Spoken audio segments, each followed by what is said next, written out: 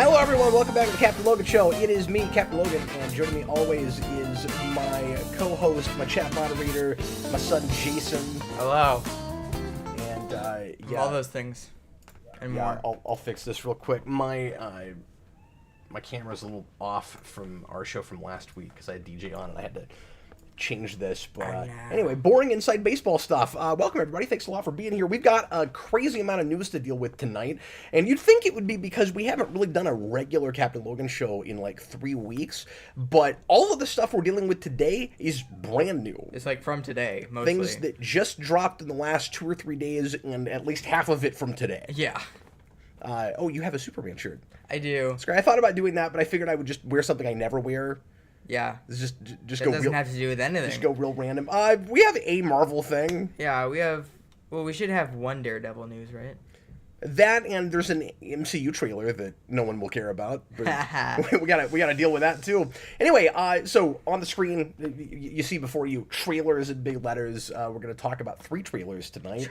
We're gonna deal with the first full 3-minute Superman trailer. So we've been talking about this movie a lot. I try not to deal with too much after the first like teaser and trailer. We've had behind the scenes things we had like a behind the scenes thing with Superman. We had a like sneak peek couple of minutes scene. We talked about that a little bit briefly on a show a while back, but this trailer certainly gave us some new things and gives you a better sense of what the movie's actually going to be about and what our characterization for Superman is going to be. So I figure we better go ahead and respond to it, especially since it dropped just today. We're actually going to be kind of timely on one of these. That's exciting. Like I keep saying, we keep going back and forth between Wednesdays and Thursdays. Sometimes these big trailers will drop on a Thursday and I'll go, crap, I got to wait 6 days now. I wish our show was still on Thursday. Sometimes we get lucky and it's on the actual day we broadcast. Yeah. So that's nice. We're also going to talk a little bit about the Spider-Noir teaser for Amazon. And we're going to talk about the Ironheart trailer. Yeah. A show that Marvel, I think if they could recoup their costs somehow, they maybe just wouldn't even put out, is the sense I get, because they've dragged their feet on this for so long and finally getting the thing out, and we're seeing the first footage at all for it in a full, as far as I know, I don't think we've ever seen anything for the show.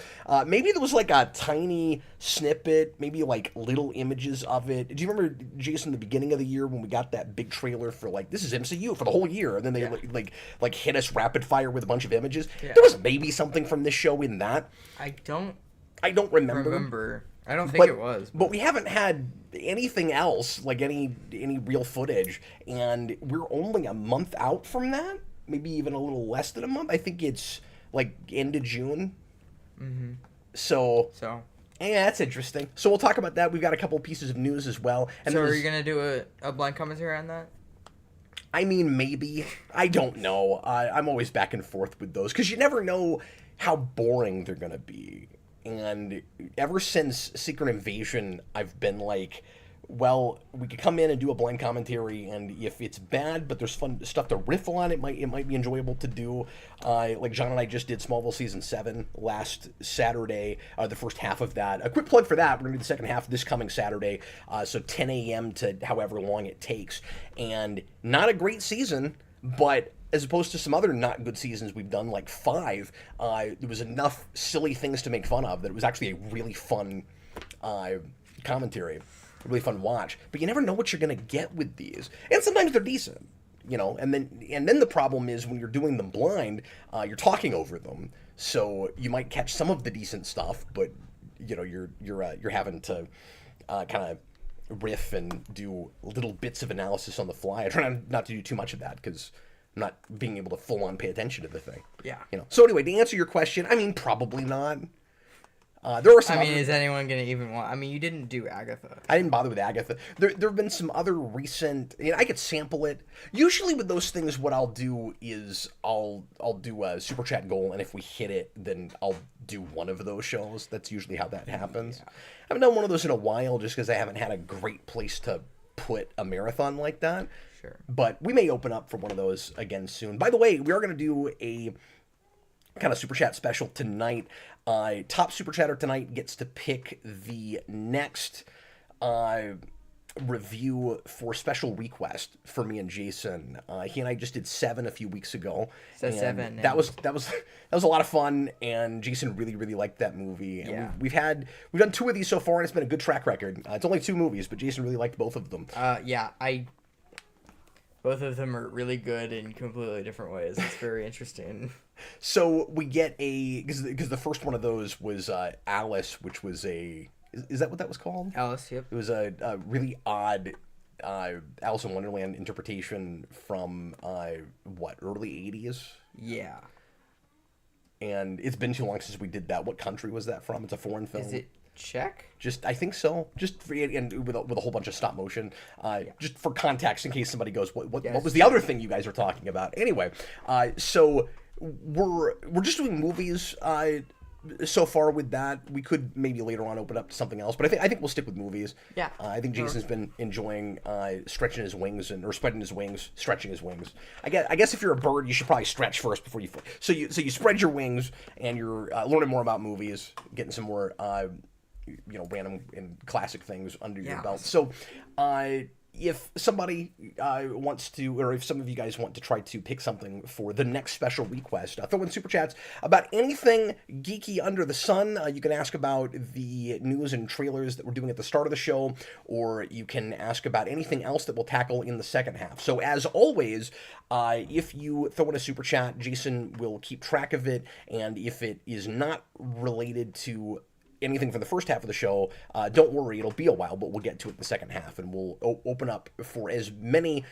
Q&A questions as we can get away with in the second half. I've got other segments for you as well. We're going to open up tonight. Jason's got a review he's going to do a little bit later on the Next Generation segment, and at the end of the show, we're going to do rants this time. But Jason's got 3 Patreon questions from last month that we didn't get to, and so we're going to knock these out real quick. Sorry about the delay on that. I don't know what happened, but we missed some of them. So we're gonna do those. We might have missed all of them. But anyway, so apologies for that. We're gonna hit the 3 that we have, and then I will put out feelers for this month, and we'll try to catch up before we get to June. And away we go. So, Jason, we're going to kind of rapid fire these. He's going to give us the 3 Patreon questions from last month. And quick plug for Patreon, patreon.com/geekvolution. $2 tier lets you put out a question. And we'll do these as quick as we can because I know people are here for the Superman trailer talk and Spider-Noir and other things we're talking about tonight. But we always front load the show with these, and you can use that to ask a question ahead of time in case you're not going to be able to be here or in case you don't want to have to leave super chats. So just the $2 tier, and you get one of those every month, and we answer all of them, even if sometimes we're a little late. Go ahead, Jason. This is from Elliot Slater. favorite single issue comics? So I've answered this before, and I like to try to go to other things that I haven't mentioned when I think of them. And I've been a little bit rusty and out of the loop on comics for a while, but I always like to mention the. I'll just throw in a couple of my standards real quick. I always like to mention the Russian Roulette issue of Daredevil during the Frank Miller run. There's an Elseworlds issue. This is relevant to tonight, where in the late '80s, early '90s, it was a annual. I think it was an Action Comics annual. I don't know the number right off, where Superman becomes president. It doesn't make any sense at all because he wasn't born here, but they did that, and that was a real special issue for me when I was a kid. And I just reviewed Death in the Family with Austin 2 days ago, and there's a brilliant issue that's the epilogue for that. That's the end of that whole run, and of Starlin's run, and it's Batman 430, and it introduces this kind of wrinkle in. First of all, the panel layouts are just freaking gorgeous. It's a wonderful standalone issue where I talked about this on Monday, but I'll mention it again here, where you would never know that it was an epilogue and that Death in the Family had just happened. If you just read it on its own, and it is a wonderful breakdown of Batman's motivation and psychology in 22 pages, but there's this extra layer if you're already familiar with what came before it. And again, Apara's art in that is just fantastic. And after a lot of really wonderful art through that arc, it's the best arc. It's the best art that he's got with that, and it's not even traded with that stuff, which is sad. But anyway, it introduces this really interesting wrinkle where Bruce got really angry with his father the day that the Waynes are killed, and because he's not paying attention to him, he's wanting to go outside and play with him, and his father's got this really complicated financial issue he's got to deal with, and they finally kind of patch things up, and then to make it up to him, Thomas Wayne takes him to the movies, and it's anyway, it's a really great way to complicate that whole thing with his psychology, and the way that relates to Jason Todd is really interesting. So that's quickly becoming one of my new favorite single issues. But anyway, I've got a lot. For me, obviously I haven't read as much as you. Yeah. But Batgirl, Cassandra Cain Batgirl, issue 2 is really good.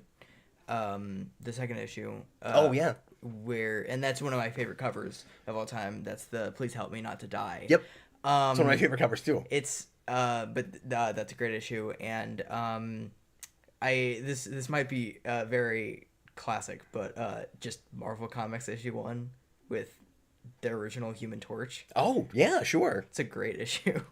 I thought you'd read that. Yeah, and then manga wise, Twin Star Exorcists chapter 77 is a really weird, because with manga you don't really get a lot of really good standalone chapters or issues or whatever you want to call them, but that one is actually really good to just like you could even start it with that chapter and then just go from there. So yeah, that's good.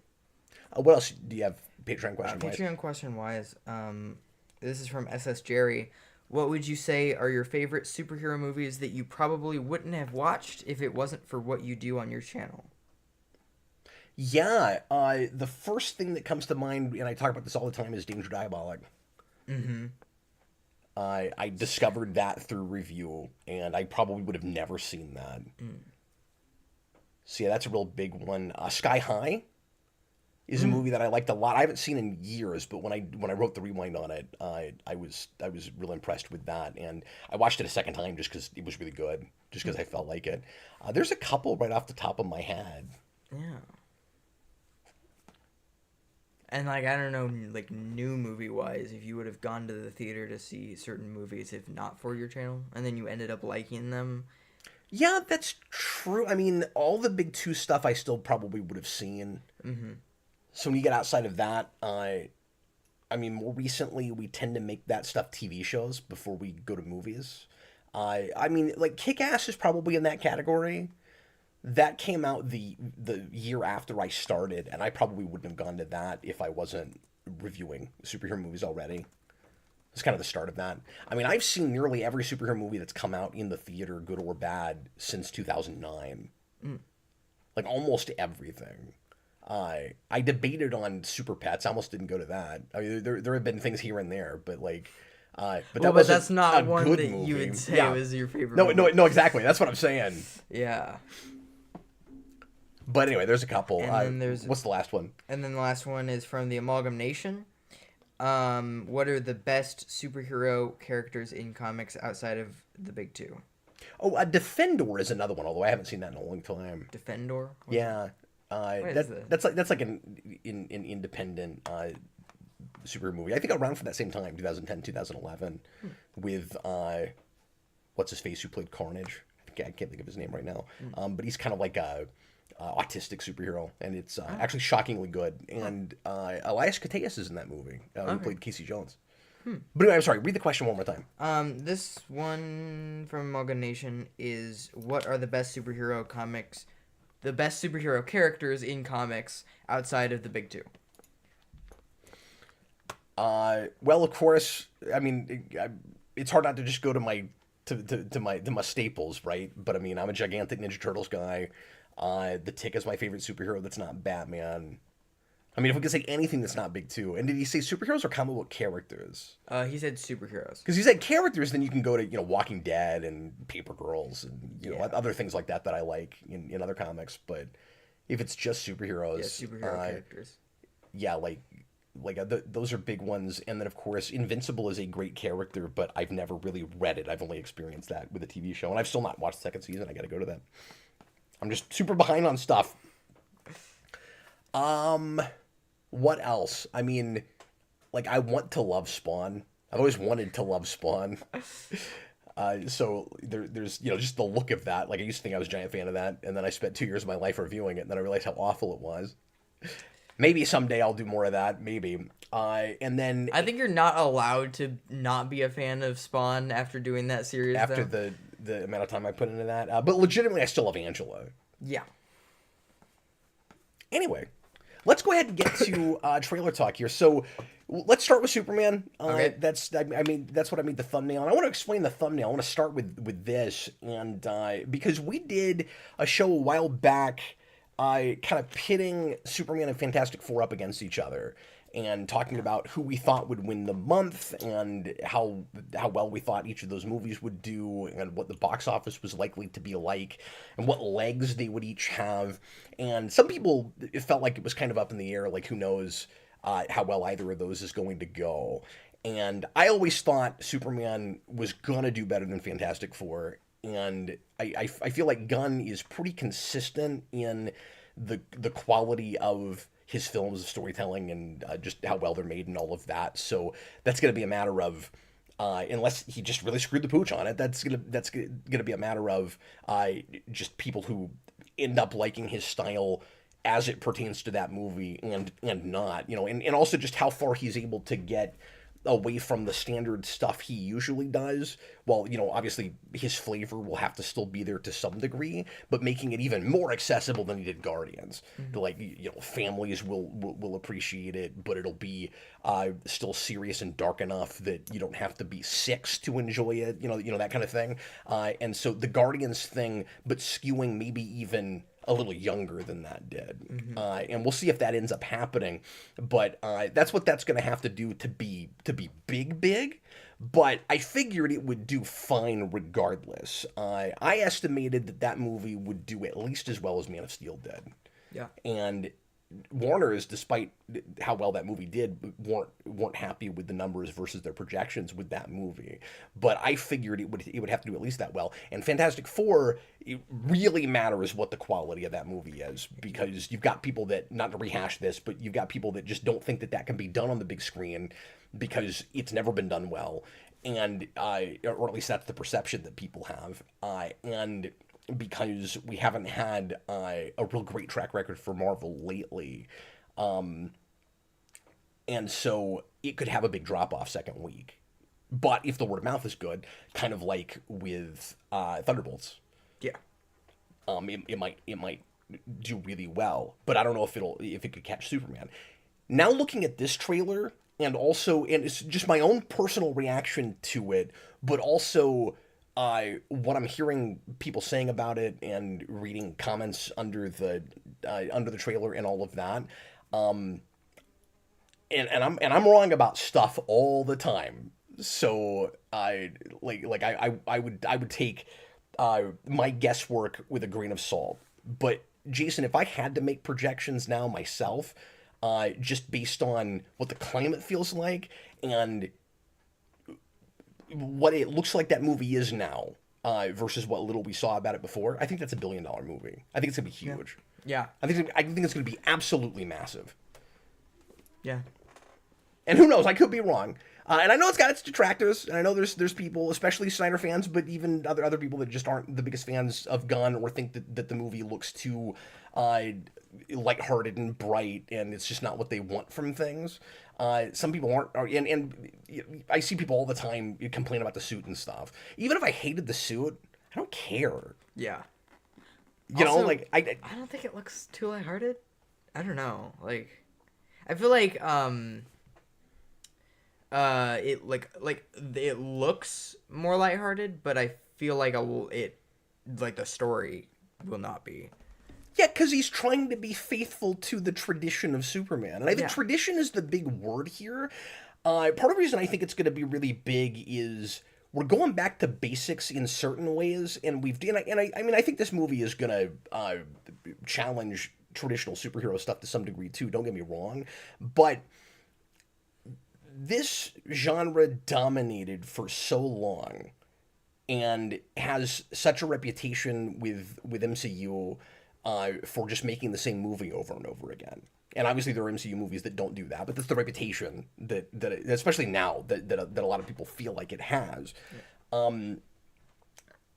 That it's been working really hard at trying to at least make you think that it's doing like new, innovative, surprising things with the genre, and getting as far away from traditional stalwart, does no wrong superhero stuff as you can. And we've deconstructed it so I've talked about this all the time.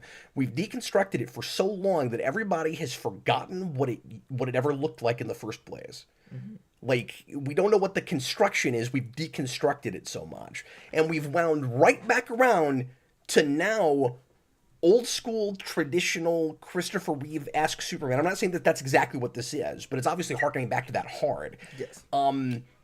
That is looking as fresh now as Iron Man and Dark Knight did in 2008. Yeah. It's looking like that to me, and it's looking like that to regular people that have been throwing around the phrase superhero fatigue for a decade. Because we've lived with that term for at least that long now. Yeah. And the way you cure superhero fatigue is in these movies is with great stories, with characters that resonate, and by making them superheroes again. Like, that's how you do it. Yeah. And that's what this looks like. Yeah. So anyway, I don't know what you think, Jason. I think it's going to be huge. I'm definitely excited for it. Like, I think it could be huge. I think it's definitely bigger than FF. Yeah. Like, I don't even, because I don't see anyone talking about FF. And one reply mentions Jurassic World. Those have always done $1 billion. Yeah. And they're either going to be close together or... Well, I guess I could see different things happening. If this is as big as I think it is, it could finally knock that down a peg and it not do quite as much. And Jurassic World, we haven't talked enough about this, Rebirth, that movie could also... I think word of mouth is really going to matter with that as well, at least in the States. Because that franchise leans on overseas box office real hard. Oh, okay. So it does well here, but it's $1 billion movie because of China and some other countries. Okay. That's like, I think, correct me in the comments, guys, if I'm wrong about that, but I think that's like a Transformers situation where you don't see the hype here that you would think you would for $1 billion movie. They still do well. But anyway, I could see that movie kind of tying with Superman and both of them just sharing a huge pie, or I could see Superman knocking it down a bit because Dominion was real hated, was really unbasted, and it made $1 billion too, but it could be that 4 is just one too many. And I think they've marketed that movie well, where it looks like a departure from that. It looks back to basics, kind of like this does. So anyway, let's talk about the Superman trailer. We'll break this down a little bit. If people want me to get more detailed later, if there's aspects of this that you want me to talk about, leave a comment, leave a super chat. Aim your regular comments at Jason or at Video Game Secrets. But anyway, I don't know.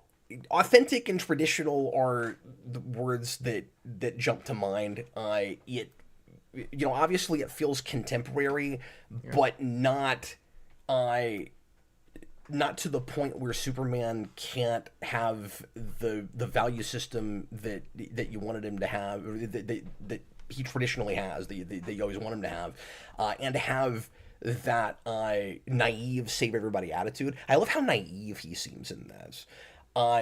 The things that excited me most, now that we know a little bit more about story stuff, is that Superman is. I've always said you can make a dark Superman movie, but Superman can't be what's dark about it, and that's what Snyder missed.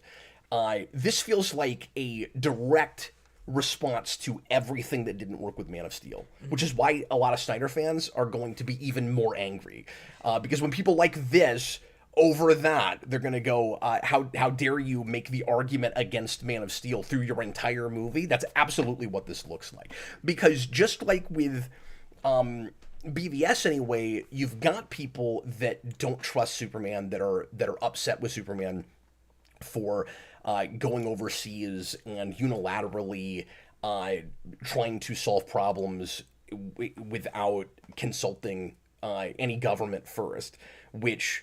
and this is not his intention, but it makes people think that he is acting like a god, acting like judge, jury, executioner. And the big difference between that and the Man of Steel version is he really did look like he was lording over everybody.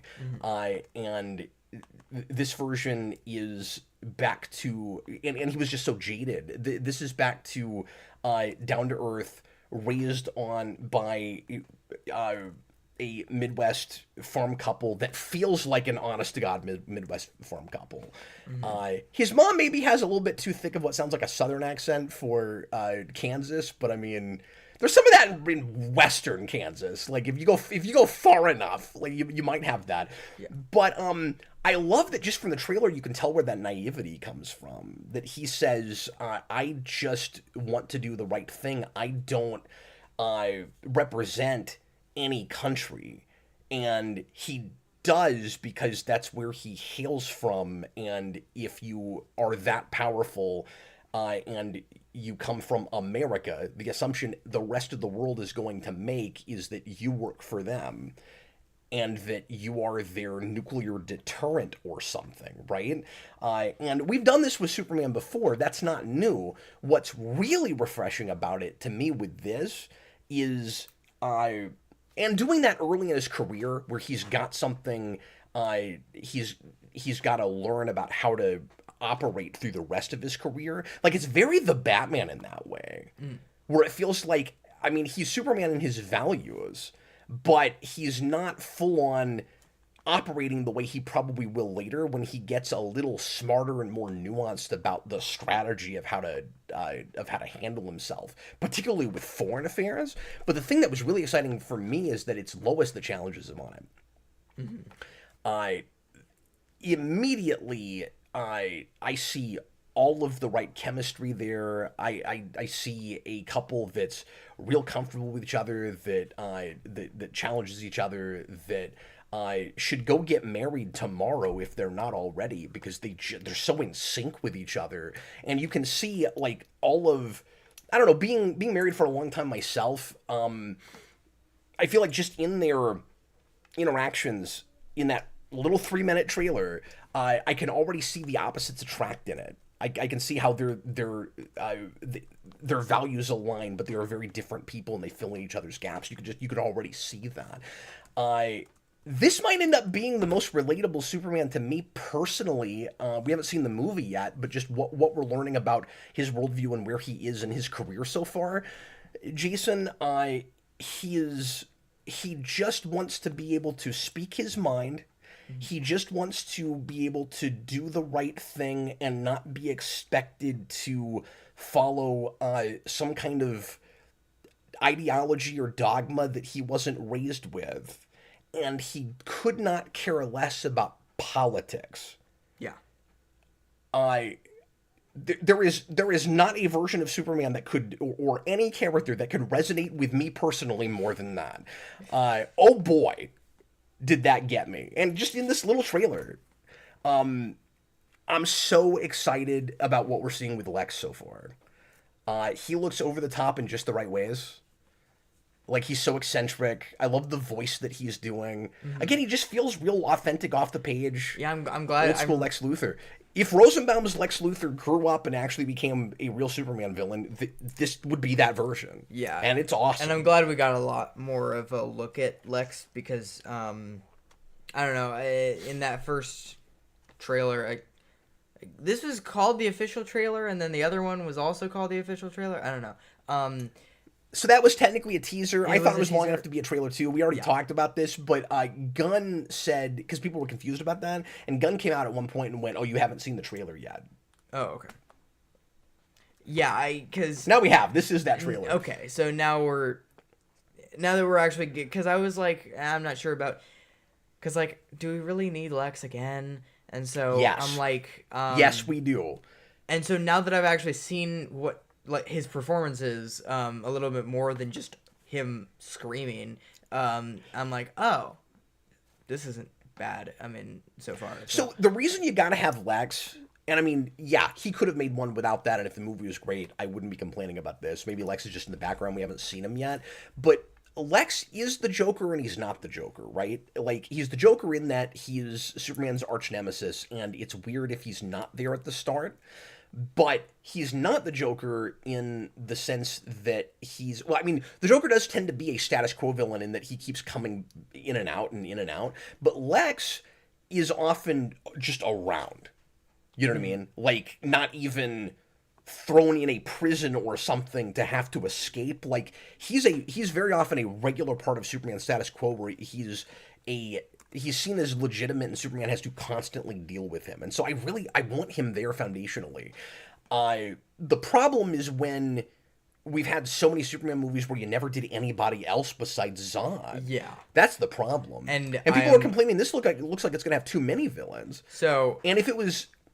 What I want to say is if it was anybody but Gunn making it, or at least very many other people, I would be really worried about the sheer number of characters that are in this.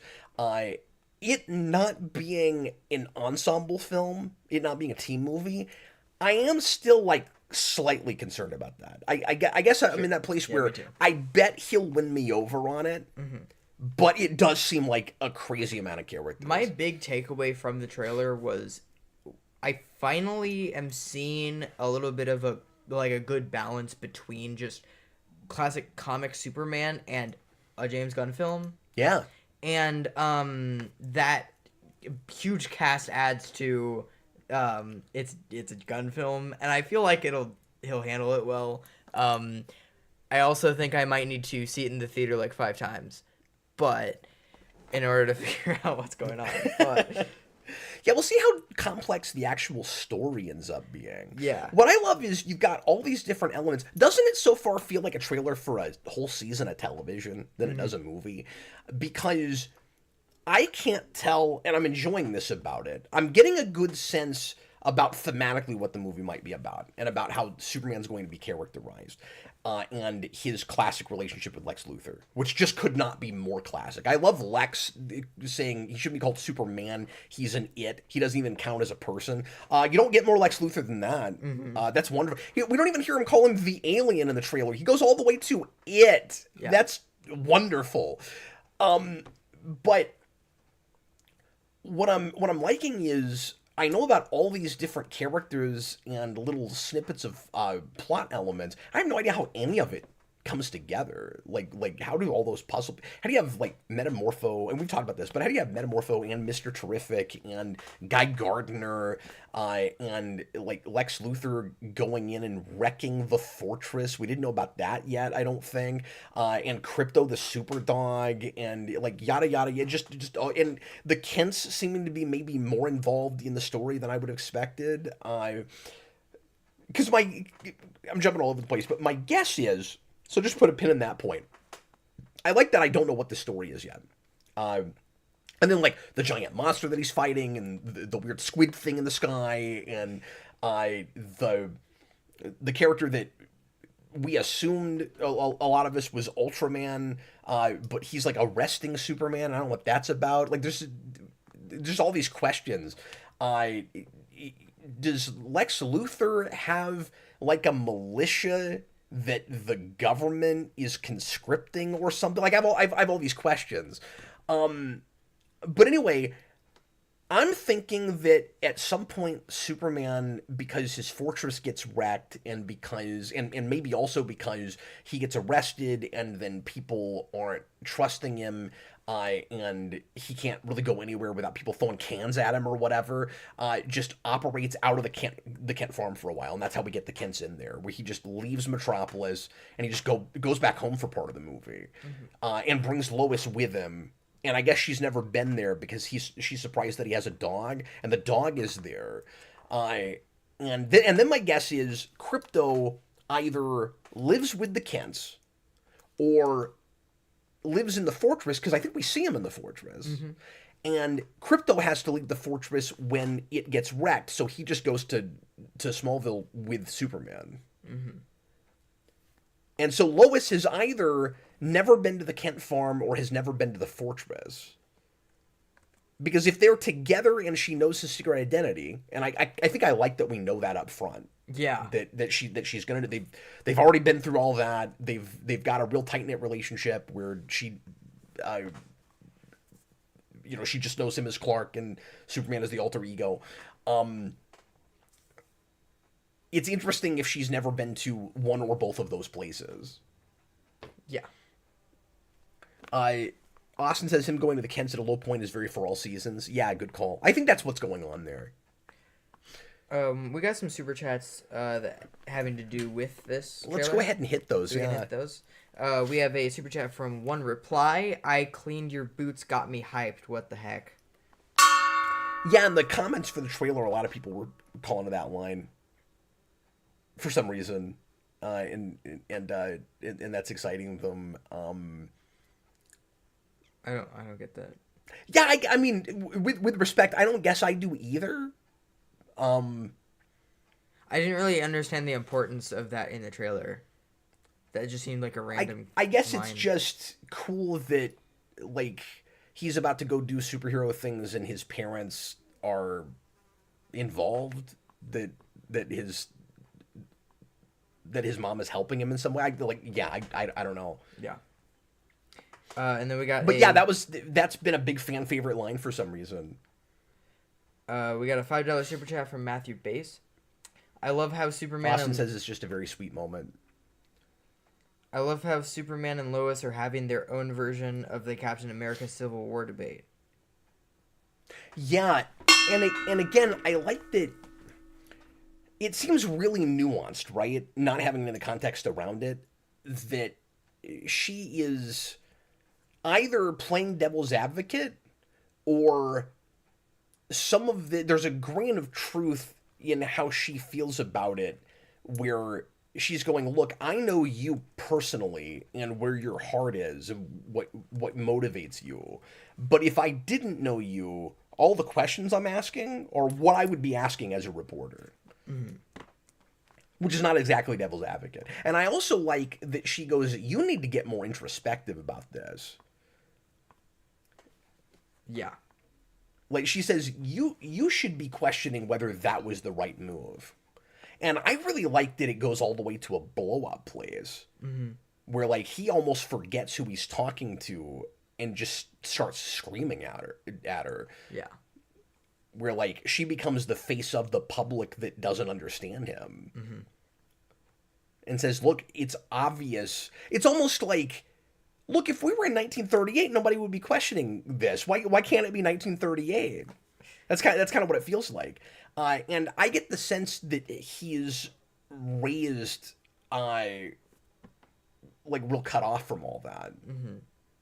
I mean, he grew up on a farm. So. Yeah. And, like, maybe not intentionally horribly sheltered, but just, right. a little sheltered. Yeah. And I think that's how you do Superman in modern day. Because I've heard a lot of people say, we need to let these things be full-on escapist and not have any social commentary about what's going on now, and just let them be, like, real, again, heightened escapist, basically looks like the day we live in, but let everybody act like they would have in a comic book in 1938. And I think there's a midpoint between those things. And I think you had that in 1978 with Christopher Reeve Superman. And Austin and I talked about this when we did a commentary on that recently, and I've always made this point with that movie, but you have a real altruistic kind of, corn-fed Superman in that, living in a world that is that looks like what it did then. It is that 70s cynicism. And it's been so many years that we look back on that, and some people think that whole thing is kind of corny and that it's treating the world like it's perfect. It wasn't. And that Lois Lane has a real cynical attitude about things. And so I don't think it's true that you can't still do that. I mean, that's exactly what you ought to do. Mm-hmm. Now, I'll also say that I saw a lot of comments with people saying, finally, real Superman, we haven't had that in decades. And on the big screen, I more or less agree with that. But we have been, if you're paying attention to media beyond just what's in the movie theater, we have been in a little something closer to a Superman renaissance recently, where you can tell that the world is just fed up with evil Superman and fed up with jaded Superman. And you can do the JMS thing where Superman starts in a more unsure, kind of jaded place, and then becomes more or less the altruistic, at least from the outside, doesn't seem to do anything wrong kind of Superman. And I thought this might be that, and I don't know that it is. Maybe when he was a kid, he started from that place. It does not feel like that to me. But we have had Superman and Lois, which absolutely cracked what Superman's all about. Mm-hmm. And he was like that in the Supergirl TV show too, but that show really figured that out. And I think it's a neat midway point between Man of Steel and this, because that show has the same kind of color palette, the same kind of like dim, muted, like kind of sad and dreary color palette, but the attitude that this gun movie does about Superman. Mm-hmm. And so it's a really nice midpoint between those two things. And that show's not perfect, and I don't like some of the family drama in it. I do like some of the family drama in it, and I'm not finished it. I've only watched through most of the second season now. I need to get back to that show, but I don't know. I just wanted to give some credit to that, because we have had some decent Superman things that understand the character lately, and don't feel the need to modernize him to the point where he's not that character at all. And then My Adventures with Superman also handles that wonderfully well, mm-hmm. and is yet another kind of flavor of it, and being more aimed at teens. And you need to watch through that show. Yeah, I gotta watch through that, because they basically made that for you and your age group. Yeah. And then recent Superman comics have been really good too. At least the first, I read the first 6 or 8 issues, and you did too, with the new DC initiative they started last year or the year before. Yeah. And I haven't kept up, but that was the best Superman I've been in years. Yeah.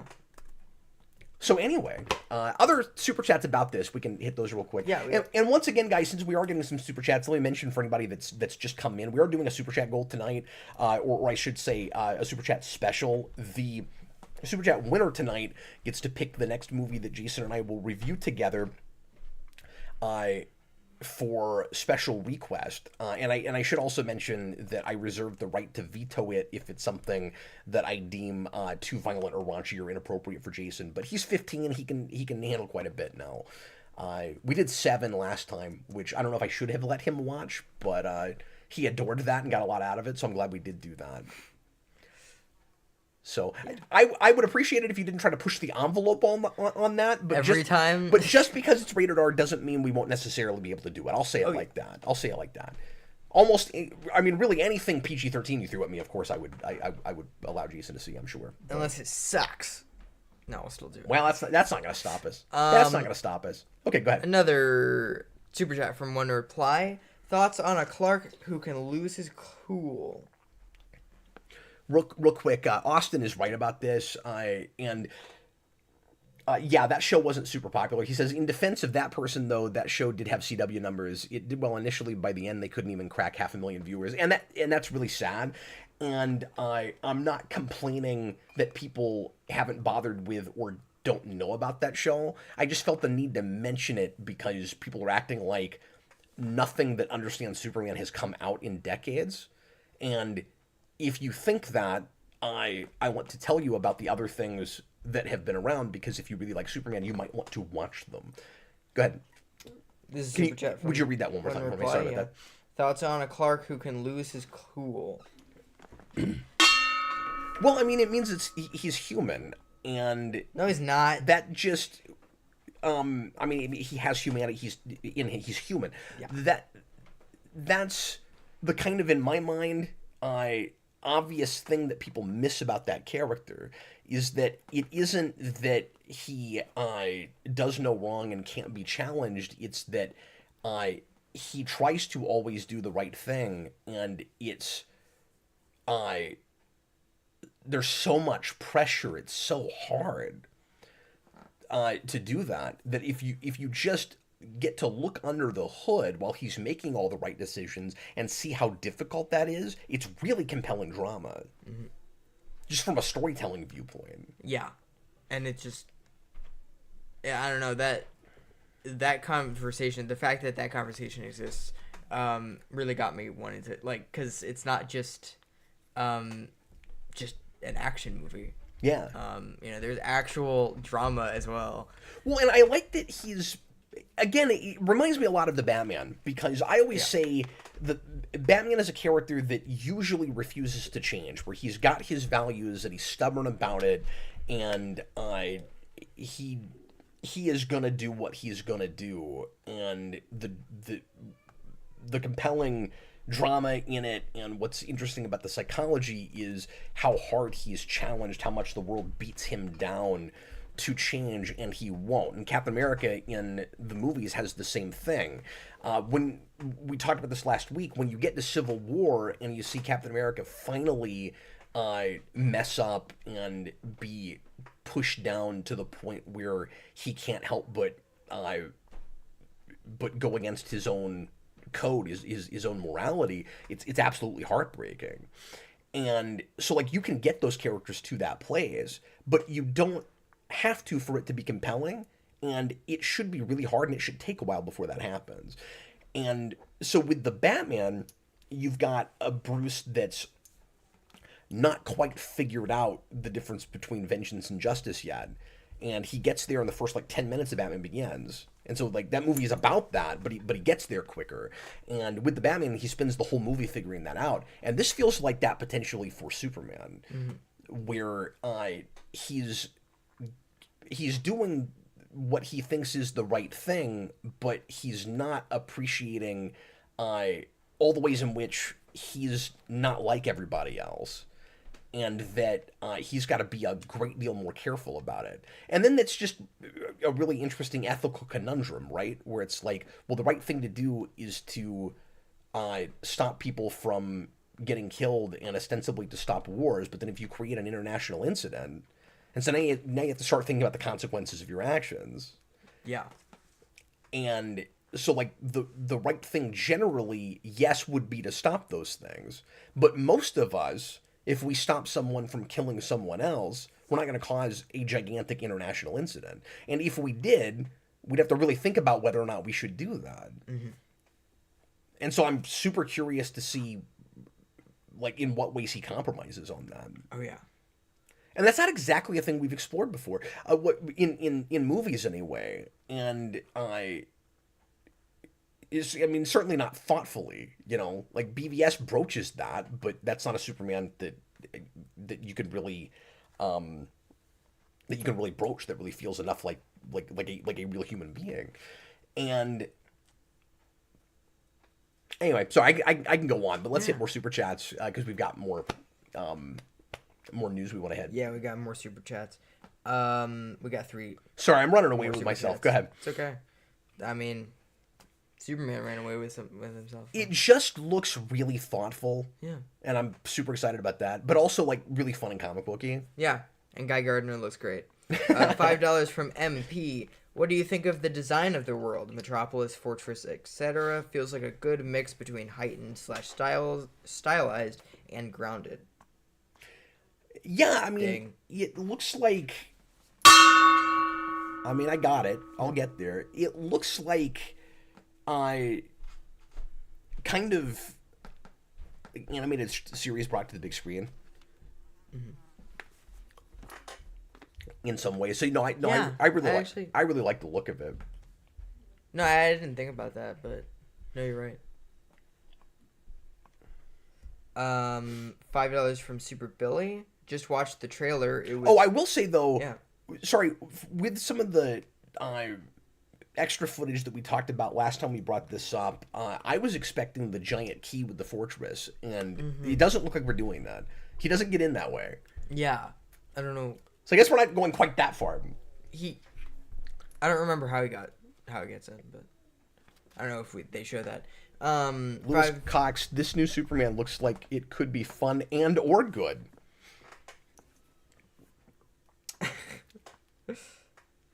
It could only be fun, but not good. Or it can only be good, but it was not fun. But no fun at all. Yeah. All right, go ahead. Or it could be both. $5 from Super Billy. Just watched the trailer. It was as close to perfect as you can get. Everything is right on the money. Luther's dialogue made me fall in love again. I know. I'm really excited about that. It makes me want to rush out and buy the action figure. I don't usually do that before I've seen the movie, but I could make the exception with a Lex Luthor, because you know how big of a Lex Luthor fan I am. Yeah, you like Lex Luthor. Young Lex Luthor, right? I do. I don't think this was necessarily intentional, but when Lois asks Clark if he consulted with the president before he went and stopped that war, we're looking at Lex's face when she says it. Yeah. And I just wanted to mention that because there was a little bit of a discourse before the show started in the comments with people debating about whether or not this series will go to President Lex, and I think 100% unequivocally they're heading in that direction. Mm-hmm. And again, I don't know if that was intentional with this, and I'm not suggesting... Do they do it in this movie? I'm not suggesting they're going to do it this movie, but I just thought it was really funny that we were looking at Lex Luthor's face when the word president is said. Yeah. And I think there's no way we don't go there. Yeah. Oh, Lois was using a Lord Tech phone. Anybody else notice that? Yeah. Apparently Maxwell Lord makes cell phones, and she was using his cell phone. I guess. $5. Another $5 super chat from Super Billy. I love how Superman is single-minded in the most endearing way. Yeah. If people need help, I help them. Period. Yeah. And very Captain America in that way. I mean, like that's sort of the Civil War argument playing out again. In a different context, right? Yeah. And then our last super chat for right now, $5 from great. I shouldn't need to wait for the government to tell me that I can go do the right thing, that I can go help people. Yeah. And they shouldn't be able to stop me. But the counter to that is, if you're too powerful and you were to decide to just lord over people, or having too much power means you get to make the rules. And Superman says, yes, but I'm not going to. And you say, but the principle of the thing. Yeah. And so, I mean, it is complicated. And it's really fun to explore that. Yep. And the fact that you can explore that in multiple movies like that in completely different, franchises is really good. You know what the Lois and Clark debate at the beginning of this reminds me a lot of, Jason? And I know I go to Star Trek way too much, but it reminds me of a couple of conversations in DS9 with Cisco and Dax. Yeah. Because Dax will play devil's advocate and challenge Cisco real hard, and they have such a like long and trusting relationship that she can hit him where it hurts like that, and they remain friends at the end. And he really needs that. He needs that confidant, and it was really cool to see that in this trailer. But it reminds me of the debate that they have, or the devil's advocate argument that they have in Pale Moonlight in season 7, where Cisco is trying to bring the Romulans into the war, and he's like, how in the world am I going to even do that? And it was like this. Yeah, I need to watch more DS9. Anyway, other super chats with this. Yeah. We may have to hit the rest of the news in the second segment, but In the second half. the second half, rather, yeah. Yeah, our last super chat for right now is a $5 super chat from Okay Great. Superman actually talks, voices an opinion instead of silently staring off dramatically. And in slow motion, probably, too. Yeah, bullet time. Yeah. Well, and you have to appreciate that even more because even the previous live action, theatrical iteration of that character before Man of Steel did that. You had a horribly monosyllabic version in Superman Returns also, which was sort of supposed to be the reversion, but wasn't. Yeah, what was that? The reversion talks a lot, but... Yeah. I think it's at better least than... in costume, but he doesn't go on with long diatribes, but you know where he's coming from. Yeah. I've still never seen Superman Returns. I don't really know how it actually is supposed to fit in with we'll have to do that. those movies. It doesn't make any sense. It's real soft rebooty, and it has its cake and it eats it too. It's just really sloppy about it, where he goes, these are the things we want to make look sort of more comic booky, but these are the things that we want to keep calling back to with the Reeve movies. And I wanted to address that with this, because this actually is also doing that in a more kind of nothing like Superman Returns, but what I mean is it's going back to the Reeve movies as the classic definitive foundation, and it's going, let's take some of the spirit and attitude of that character and modernize it in the ways that you have to for a modern audience. And I don't mean that it's horribly compromising itself, but just in this Superman seems like a little hipper than a 70s, speaking cornier kind of Superman. Like Christopher Reeve Superman, this guy has a really similar attitude, I think. But Christopher Reeve Superman probably wouldn't have that moment where he says, eyes up here, and then he flies off. Mm-hmm. I like that attitude a lot. Yeah. It's still very Superman, but it's contemporary. It's the 21st century version of that. Yeah. And so I really dig that. But if you'd had no movies at all, no other franchises in between, this looks like an intentional decades later reboot of that old material, mm-hmm. where it goes, let's look again at the spirit of that character and that performance, but with all the comic book stuff we just never had a chance to do, or we didn't end up doing, mm-hmm. with those. So the world is more comic booky, and we're bringing back some of the music, which it's winning me over more and more on. And we'll see if the whole movie does that, because we've talked about this a lot. I had major reservations about that. I usually don't like that. But then, with this trailer, they're also hearkening back to the titles, mm-hmm. with those movies.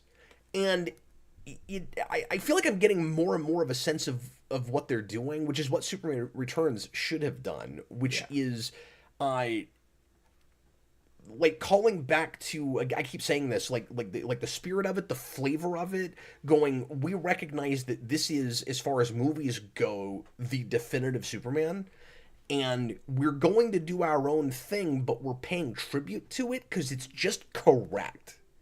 Mm-hmm. If you try too hard to be completely different from that, you might make dumb choices that didn't need to be made just to separate yourself. There are certain ways in which you don't need to separate yourself without looking like you're ripping it off. Mm-hmm. And I think that's what he's doing with them. And why why the marketing is using some Donner stuff. Yeah. No, I mean, it sounds good, and yeah, it'll be interesting to see how it plays in the movie. I mean, obviously, but you know, will it be like, will that just be the theme? Will it have sort of its own theme on top of that? Well, I think it already sort of has its own theme, right? Like, we're starting with, and I've already talked about this when we first got this music, but it starts with the, you know, dun dun dun, like it starts with that, and then it kind of morphs into its own melody that's deriving from that. Omari Daniels says, like, the same way you wouldn't use Danny Elfman's Batman theme with Christian Bale or Robert Pattinson, Corn Sweat deserves his own theme. And, like, on principle, I agree with that, but I think they might end up winning me over on it. But they're also I think this might end up being the exception. Yeah, but also the Batman and the Dark Knight were not going back to 89. Like, they weren't looking at that movie. At all. At all. In any way. So when the stupid theatrical version of Justice League did it with the Elfman theme, it just was inappropriate. Yeah. Like, it wasn't with any reverence for that material. They just did it because there's Batman. Yeah. And because it's trying to lighten it up, and it's grasping at straws, trying to get you excited about what you're looking at. Yeah, because you can't get excited about anything else. It only went to that because it was desperate. Yeah, yep. Or at least that's how it watches in the movie. Now, Elfman talks about it like those are just the definitive themes of those characters, so like Bond, we should have never left that, which I just fundamentally disagree with. But the attitude of that movie was, oh God, we don't know what to do. Yeah. But they should have used the Fleischer theme. That's what I think. Maybe it'll be in there somewhere. Robert Wild says, I think Superman had more dialogue in this trailer than the entirety of the BVS theatrical cut. That's true. Was that a super chat? No. Oh. And we have one more super chat for now. $5 from Super Billy. Does this catch us up on super chats, or do we have some Yes. that weren't about this? No, we do not have any. Cool. Thank you guys for the support, by the way. Go ahead. Yeah. Thanks. Yeah, Super Billy says, my only nitpick is the design of Engineer. I don't care for the zombie robot John Connor T-3000 Black Sand nanobots look from Terminator Genisys. That's hilarious. Yeah, I mean, I'm kind of reserving judgment until I see the movie. Some of those designs look a little wild and over the top. The chick in the fortress with, like, the spinning saw hands. Yeah. I don't know what to make of that yet. I was excited to see Lex in the fortress, though, like Superman 2. Yeah. That's pretty exciting. Guys, we're going to go ahead and go to break, and then we'll come back with our second half. We'll hit the other pieces of news and trailers that we wanted to do during that, but feel free to still throw out questions, and we'll get to as many as we can. Of course, if there's super chats, we'll guarantee we get to them. We might end up going a little bit later tonight than usual. Is your review going to take very long, or do you want to table it for next time? Because we've got a lot more to talk about. It won't take that long. Okay, sweet. Maybe, if you're cool with it, we might come back and finish trailers and then do your segment. That works. Okay, cool. Guys, give us about 4 minutes, and we'll be right back. Of playtime.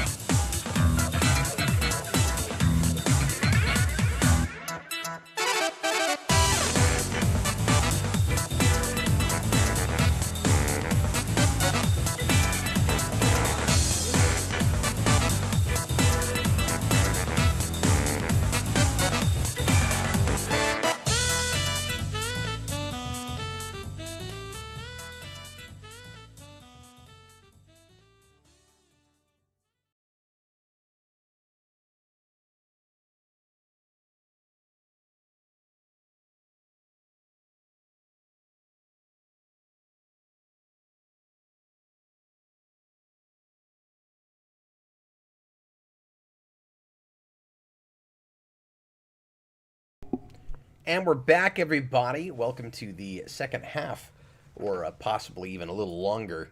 We didn't get as much done as I was hoping in the first half, but welcome to the second half of tonight's edition of the Captain Logan Show. We spent most of the first hour talking about the new Superman trailer, and now we're going to move on to a couple of other trailers. I always like to say briefly, I should stop using that word because I get long-winded. You never know with me, but I don't have as much to say about these, so we're going to hit the other trailers. It's the show. It's a talk show. I'm going to talk about the other couple trailers that we've got today, and then I'll let Jason do his Next Generation segment, and then we'll hit the other little pieces of news that we've got after that. Yeah.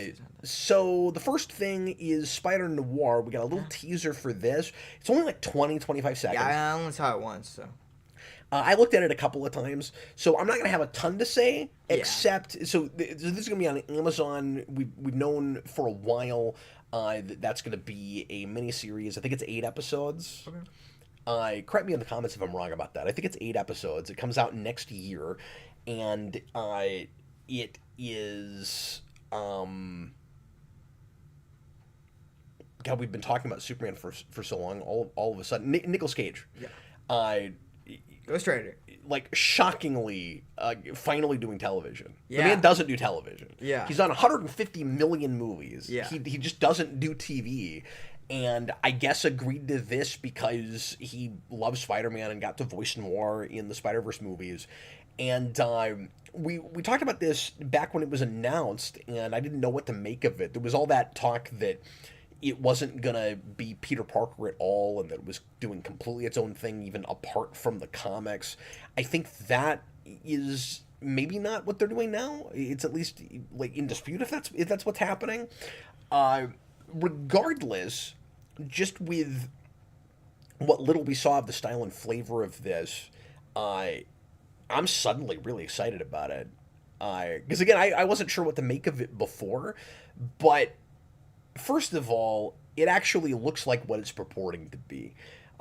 It wants to be a throwback to classic like 1920s, 1930s noir detective things, obviously, just like the comic was, and it's really living up to that. And what kind of hurts my feelings about it is there are other properties I've wanted to see this done with and had no interest in ever seeing this of all things adapted. Like, I could not have cared less about Spider-Man as a noir detective character. Like, they just don't even go together. Like, why were we doing that in the comics when we did it? And I read that, and it was fun, and I liked it fine, but I was like, of all things, why that? And so this is another way in which we live in the weird future of superhero adaptation. We live in the wrong timeline. we're now this is happening, and I always wanted, because it's very Sin City-ish, and I always wanted the Sin City treatment for Ninja Turtles. Yeah. And I don't know if I'm ever going to get that now, but we're getting it for you got it for Spider-Man. Spider-Man Noir, and it looks like it's going to rock your socks off. It looks so cool. It looks really cool, yeah.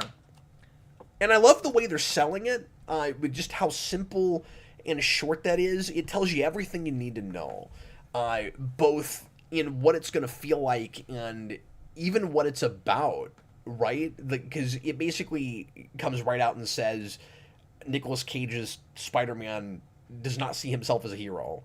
And just like in the comics, of course, he's going to be willing to do all kinds of unethical things. And I'm sure that will be fun in contrast to the typical, power responsibility Peter Parker.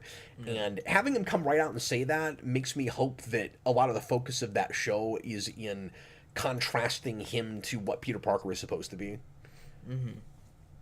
But it just looks stylish and like they're trying, and if it's as special as it looks like it might be, it's going to be wild. We're getting 8 episodes of it. Yeah. I'm wondering if they're full 45 minutes or not. Yeah. Because it looks like a thing that should be like 25-minute shows. Yeah. Kind of like the Tick. Yeah. Kind of like Amazon Tick. Unless somebody knows something I don't, and they've come out and said what the episode lengths will be. I really wonder about that. Yeah. They could be short. I'm fine with that. Bringing Atkinson, he is basically Spider Punisher. Yeah, exactly. Yeah. But and for Nicolas Cage fans, it's just going to be a gigantic treat. Yeah. I'm sure. But at this point, I can't. And I mean, I might eat my hat. Like we talked about this a couple weeks ago, way back in the day with X-Men Origins. Like I can't imagine this sucking now. Yeah, that was so weird. That trailer for X-Men Origins looked like actually a good movie. That was so weird. But yeah, they are putting it out in both black and white and color, apparently. Austin just mentioned that. He and I were talking about that the other day. I kind of wish they were taking the risk to go full tilt and only release it in black and white, but I really respect them for at least giving you the option. And for selling it in black and white. Yeah. Because that's not what we usually do. Usually if there's a black and white option, it comes later and you don't even know about it when the first thing drops. Yeah. I also wonder, when it comes out in color, what the color scheme will look like. Like, will it be true color? Will it be full color? Or will it still kind of... Will it be like Sin City, where it looks like this, but... like, there's splashes of color. Because that could also be really cool. Like, if they're real stylistic about how they handle the color, you might find yourself wanting to watch it both ways, if it's good. So anyway, suddenly I'm stoked for that. Yeah, it looks stylized wise, it looks really good. It looks really good. Yeah. Was not expecting that. Yeah. Can't wait now. Yeah. Now, with some of the publicity stills and stuff, or like on set photos, it already looked like interesting. Yeah. But I didn't expect it to look this full tilt comic book. Yeah, it looks very comic book, which is not something you see. So now let's talk about the antithesis of that. And just real briefly, and I will say briefly here, bring up Ironheart. Again, a show that I wonder if there's one person alive that has been waiting for this with any sort of bated breath. This has been on the shelf longer than Agatha, I think. Yeah. Like, they were building sets for this 3 years ago, if memory serves. I think principal photography for this probably happened, like, just after COVID. Again, tell me if I'm wrong about any of this, but in the comments, because my years blur together. But I can't believe that we are in 2025 and the show is finally coming out. What this trailer... Well, okay.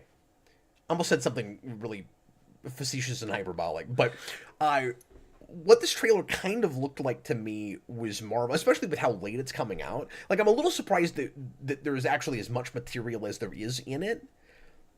But putting it out this late, it kind of feels like somebody at Marvel coughing and just saying Ironheart behind the cover. Ironheart.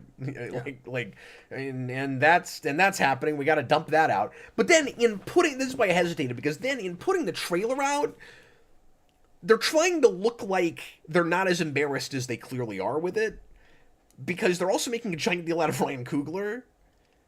We're like, no, we got like a real big name, and it's gonna be maybe sort of important because it's Ryan Coogler and he makes important things. And he made Black Panther and Wakanda Forever, because we got to tack that in there because this character is a spinoff from that. Yep. I guess. And you really want to watch it because it's pushing envelopes, because it's a Iron Man-ish superhero, but it's not a pasty white guy again. And like, that by itself doesn't make it great. That actress, I did not like at all in Wakanda Forever. I cannot tell you one thing she did. Now, I have a bias because I already thought the Riri Williams thing in the comics was stupid. And as soon as they announced the show, I was like, of course they've got to do that. Because they're going to as many different looking and types of characters as they can go to. So once we get past this isn't me going, all my superheroes have to be white guys, obviously. But when you go to stuff in the comics that nobody even seemed to really be all that into, just because it gives you quote unquote diversity, it makes you look a little desperate. for attention. Where it's like, how do we get attention after Endgame? Like that was our big brilliant climax. What do we do after that? Well, I guess we go to all these different characters that nobody has heard of and hope that we can make them as excited about them as we were all of our classic characters. And that can work with stuff like Guardians, and it can maybe even work with characters that nobody cares about. I don't mean that, but I just don't know that there was an idea here in the first place, right? So anyway, because all Riri Williams is just like teenage Iron Man. Mm-hmm. And I actually wish she was more like she is in the comics, because she's like spunky and excited and like has a big eccentric personality. Yeah. And that's what was frustrating to me about her in Wakanda Forever, is she just felt like some girl. Yeah. Who we had to keep being reminded was brilliant, because I couldn't tell. Mm-hmm. Like, I just didn't buy that. And with this trailer, she doesn't look like she could carry 5 minutes of her own TV show. Yeah. And that might be mean or whatever, but I just don't see it. I don't understand this casting. Yeah. She's kind of just there. Literally the only thing I have to say about that show about that trailer and that show is that it's I guess it's interesting to see Anthony Ramos in a villain role. I have not personally seen that, and I don't know, the show will probably suck, so like you probably won't get anything cool to do, but I don't know, that's interesting. And also, Dad, is your bunker shady? What do you mean? That's a line. Shady? Yeah, you have a shady bunker. I don't even remember. Yeah. Did they say shady bunker? Yeah, that's a very forgettable trailer. Yeah, it really is. I watched it once right before the show. I guess it looks a little better than I expected. Yeah, I guess. I don't know. But I just can't see her carrying a show. Hey, at least it it's does only feel 6 like that episodes. actor. It does feel like that actor you like. Is it only 6? Yeah. It does feel like that actor you like. Looks like he wants to be there. Yeah, he does look like he wants to be there, so that's good. You know, and the effects don't look horrible. Mm-hmm. Like the actual suit stuff looks okay. Yeah. To be for TV, especially. Yeah, yeah. But I'll be curious to see if anybody watches that. Probably not. It looks very forgettable. But that's coming. Okay, great. Says Marvel needs Zaslav to come in and Batgirl it. The only reason I would watch that show is morbid curiosity to see what it does with White Castle. Because they apparently built a White Castle from foundation up for that show. Did they really? Apparently. Oh my gosh. Omar Daniels, this show is definitely getting the Echo treatment, with Marvel dropping the first 3 episodes at once. Or are they doing that too? Mm-hmm, just get out of the way. Yep, just get it out of the way. Yep. But you like the bit in the trailer where she goes into a elevator and she's like, God, what do I have to do with this today? It's like, I don't want to follow that character.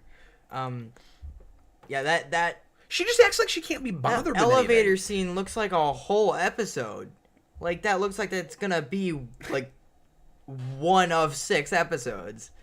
I just don't know why she looks so jaded about everything. Again, if she was... And maybe they're trying to separate her from Miss Marvel, where they're like, we can't have her be too excited about things. And Are we ever going to see Miss Marvel again? Like, really? Well, yeah, but when they made this, Miss Marvel was just coming out. Yeah, that's true. And the Marvels wasn't out. Like keep that in mind. This is not new. This is now. This is from Wakanda Forever. This is from sort of like we kept having with DCEU things, like another time now, just thrown in a drawer. But anyway, I don't know. Is anybody going to watch that? Are any of our viewers going to sit through that? Anime fan says Frank Castle should show up at White Castle. I mean, it's right there. Hilarious. It's just right there. I just can't believe we've been sitting around for 3 years waiting for the show. Or are we really surprised it hasn't come out? We haven't really waited waiting for it though. No. No, not really. All right, Jason, go ahead and get into the Next Generation segment. Jason's going to do a quick review for us, and then we'll get back to a few news things. But again, feel free to throw out questions about anything you guys want to talk about. We'll do some Q&A later on as well. Go ahead, Jason. Yeah, so I haven't done a music review in a while, and I decided to spice it up and do another classic album review. Nobody's watching it. Nobody's going to watch it. Maybe I should do a blank commentary for that show. You should. Wow, absolutely not. Yeah. I'll watch it. Let's do it, Jason. Me and you. Yeah, sure. So I decided to do spice it up and do a classic album review again because I only did one of those before, so I'm going to do another one. Did you think it was clever when they took a heart and made it out of iron? Yeah, isn't that great? Isn't that clever? That's very clever. Shouldn't she, as a character, have some heart if her name is Ironheart? I know. Should she have any character depth? That was the Bendis all? idea. Yeah, like, she could be fun. Yeah. Like, I can't get excited about that as an idea, but that'd be something. And then you get to the end of that trailer, and she, like, cracks a smile and laughs for a second, and I was like, that's out of character. Yeah, and it's like, well... Where did that come from? Yeah. Anyway, I'm sorry. That was that scene where she says, you have a shady bunker. Oh, the shady bunker. Yeah. All right. Get into your album review. Sorry. So the classic album that I decided to review today is by Paul McCartney, and it is called McCartney 2 from 1980. He's going way back. Yeah. I listened to this once a couple years ago. Couldn't remember a thing from it, except I remember the production not being great. Or I remember it being kind of annoying at some points. So I went back to it, and it's actually not bad. Yeah. It's very, well... It's very experimental. It's got a very experimental quality to it. It's kind of all over the place musically, but it also surprisingly holds up as an album in sort of a music gallery sort of way. I like the sound of the album.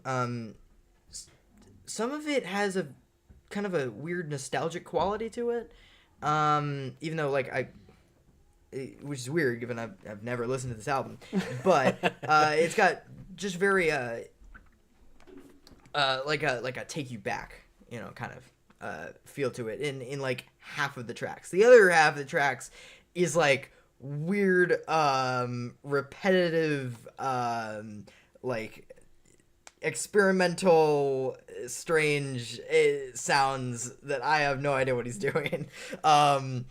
The second track, Temporary Secretary, is kind of the infamous song from this album. Is there a lot of stuff on this just trying to be like ambiance? No. Oh, okay. It's supposed to be... It feels like it's just trying to be really weird pop. like late 70s or early 80s pop, but like annoying. Okay.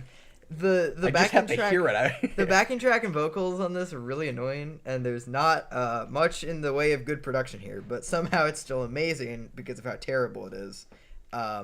When you ask someone if they like this album, the first thing they go to is, yeah, I actually kind of like that song, because like no one else likes it. But the first track coming up, that is one of my that's probably the best track on the album. It just sounds like a good like elevator song or like a good like diner song, like a song to play at a diner, and that's what they should have played when Ironheart was getting gassed in that elevator. Yeah. And then another track that I want to point out is Waterfalls, which yes did don't go chasing those. Yes, TLC was looking at this song when writing their do they song sample Waterfalls. No, but the lyrics are very very similar. Oh, weird. And this track, while having some very hilarious lyrics, it actually has a really good melody, and in some sections sounds like a Beatles song. So Okay. It's really interesting through this album. Hearing just a little bit of Beatles like throughout, but like it's like it goes like in and out. And then the final track is a ballad, and it's called One of These Days, and it's like up there as the best track on this album as well. It also reminds me of some Beatles stuff, and also has that like nostalgic quality to it. This album is also very impressive because McCartney did all of the vocals and instrumentation himself, and so like all of it is him. So I don't know, that's interesting. And I just want to take a minute and acknowledge the cover for this album, because the cover for this album is Paul McCartney just looking at the camera, very shocked. He's like, oh. And his impression was my exact impression while listening to most of this album. So He just saw the Ironheart trailer. yeah, that was my expression. And there are 2 instrumentals on this album, which I wasn't expecting. Because, like, I don't know, the Beatles never really had instrumentals. Not a lot. And both of them have good melodies, but they both get repetitive and boring by the halfway point, because they're both like 4 minutes long. So overall, I like it. I don't exactly recommend it, unless you're curious. Which, you know, it's a very curious album. I would say try it if you're curious, but I think the only people that might like it is if you like a lot of like late 70s experimental stuff. Yeah. Which this is just, I don't know what he was doing at this I've never point. heard that. Yeah, it's very interesting. So yeah, that's my album review. All right, thanks, Jason. Yep. So, are you gonna periodically throw us more really random, like classic album reviews? Yes. Yeah. That's what I'm Exciting! doing. I can't wait to see what else you throw out next. Yeah. Well, I couldn't tell if you meant like you were gonna do a regular series on that, or if you're gonna interrupt it with other stuff. No. Well, no. I'll just do that at some point. Oh, okay. Sometimes. Every now and again. Yeah. All right, so let's go to some other small bits of news. This one's amazing. I'm so glad this happened. Oh, are we gonna do that? We're gonna do this. Boy. I'm so excited this happened today, and that we actually get to talk about this right away. I guess I should have. I should be able to say I told you so with this. I guess I should have seen this coming, because I thought that this was such a misstep when it happened, and that they absolutely should have reversed it. It's crazy how long it took. Okay, so I'm never seen this coming. I'm gonna start this before I even say what I'm talking about. Some of you guys will already know, but I'm gonna broach this using an analogy. Okay, Jason, you remember how Prince? You're a normal person. You know how Prince at one point decided to get really pretentious, and I'm tired of everybody trying to make me play my old songs all the time, and I'm trying to do some new things. So I'm going to turn into a logo. So I'm going to turn into a logo, and I'm going to become the artist formerly known as Prince, and I'm going to put out a record with just the artist as my name. And then my actual name is just a logo. And then eventually he goes, crap, people seem really confused about this artist business. I'm gonna lighten up a little bit and go back to my old name, and he just reverses it, and now he's Prince again. So I always like to refer to Prince as the artist formerly known as the artist formerly known as Prince. Yeah, oh no, are you gonna start doing it with this? Maybe. So HBO Max eventually went, we don't need HBO in our name, we're just gonna go to Max.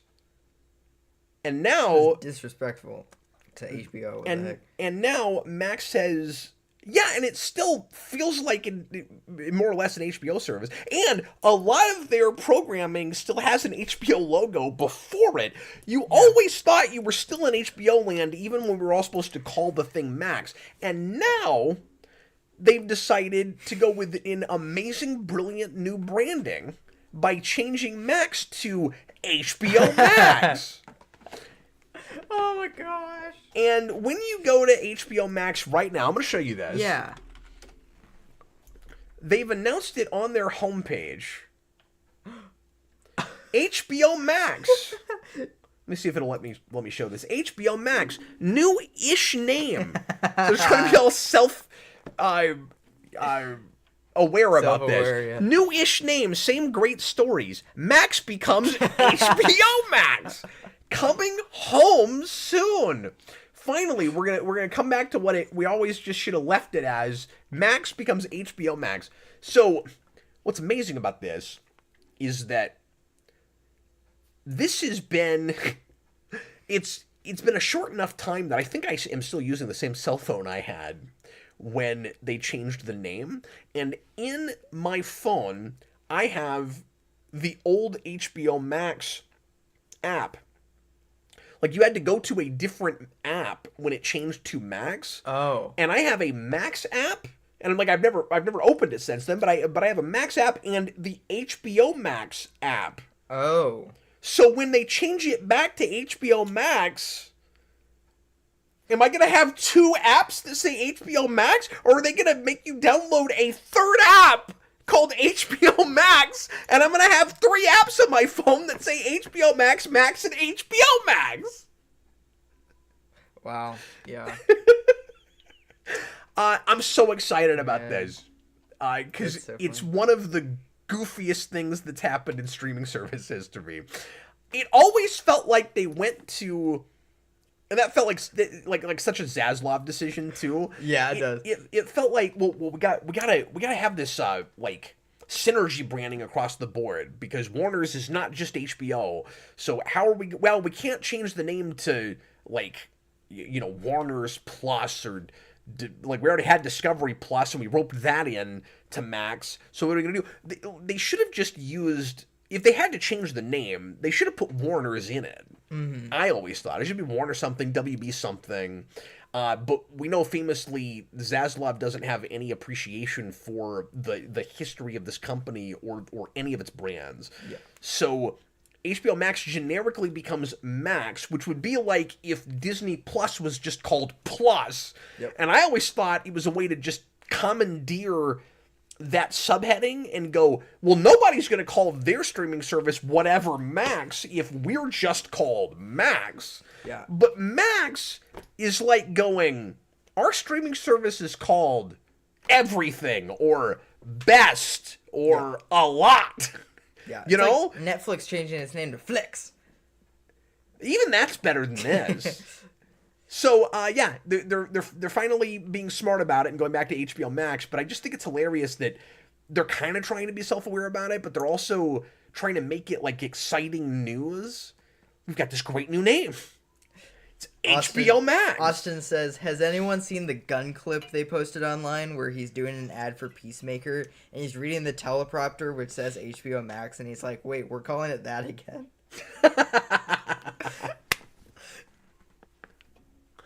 One reply, HBO Discovery always sounded like a cool name to me.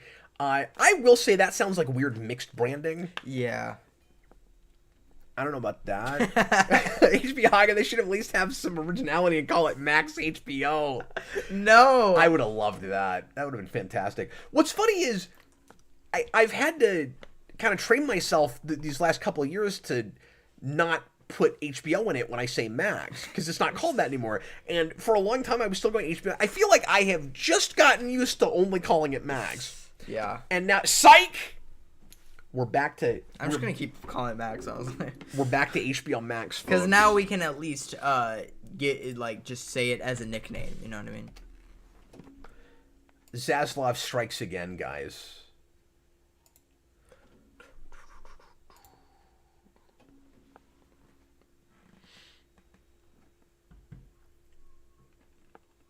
Oh, Gunn actually did an announcement with this? Hang on, let's look at this real quick. God, we're calling it HBO Max? What?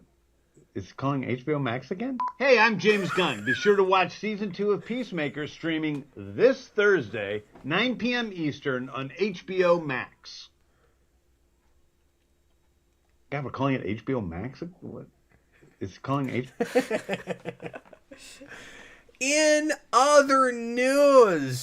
Kristen Ritter is coming back as Jessica Jones for Born Again Season 2, which should be a shocker to nobody.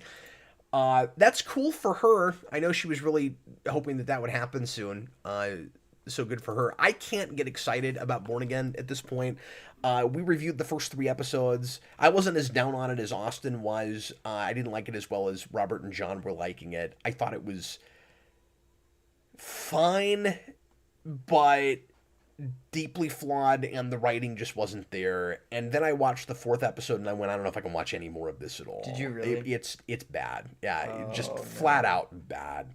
And I've said this before, but if that show's not going to be anything like to the same storytelling quality and to the same like visual quality, you know, like give you more of a cinematic experience, because I think it just looks really generic. I don't know what the point is. I got enough of that show. You know, like, I'd love more great Netflix Daredevil, but we've talked about this, but like the 2nd season wasn't great. I don't dislike it as much as a lot of people do. And then the 3rd season kind of spun it back around again, even though I think it's a little long in the tooth and there's some kind of sloggy, boring parts. But I don't need any more of that if it's not going to be. I guess I'm using this word too much tonight, but like stylish and cool, and it's trying too hard to feel edgy, and it's dialogue wise it's just real CW to me.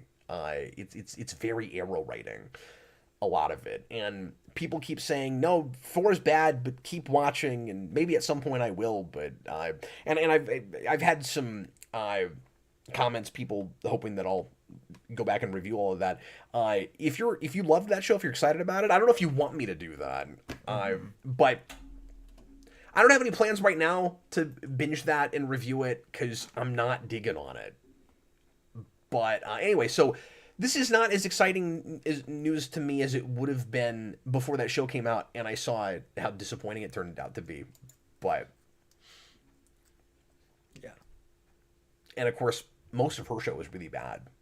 I mean, that first season is one of the best things on television, and then don't bother with it after that. I say. I mean, first season was not as bad as 2, what I saw, but I never finished it. But that 2nd season is one of the hardest things I've ever had to sit through. Oh my God, it's rough. And then, what else? I guess Supergirl is finished filming. So that's cool. Nothing really else to say about that, but I'm really excited about that movie. Austin was telling me the other day how weird it is, though, and I hadn't had this thought, that the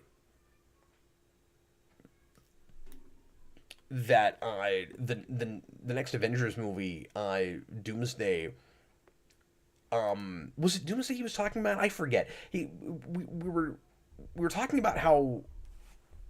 Sorry, I'm just trying to remember this conversation. By the way, guys, I need to get some sleep. I'm so out of it right now.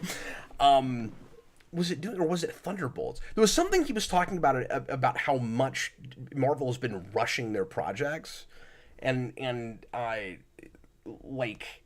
Superman started filming way before Fantastic Four. I think that's what it was. Superman started filming, or wrapped filming, and then Fantastic Four started, and they come out the same. I think that's what he was talking about. Remind me what that conversation was, Austin. But anyway, I think that's all the news, and that's all the stuff I want to talk about tonight. Yeah. One reply: I feel so bad for the Marvel visual effects artists. Yeah, and that's what we were talking about. Yeah. That they're just not given enough time.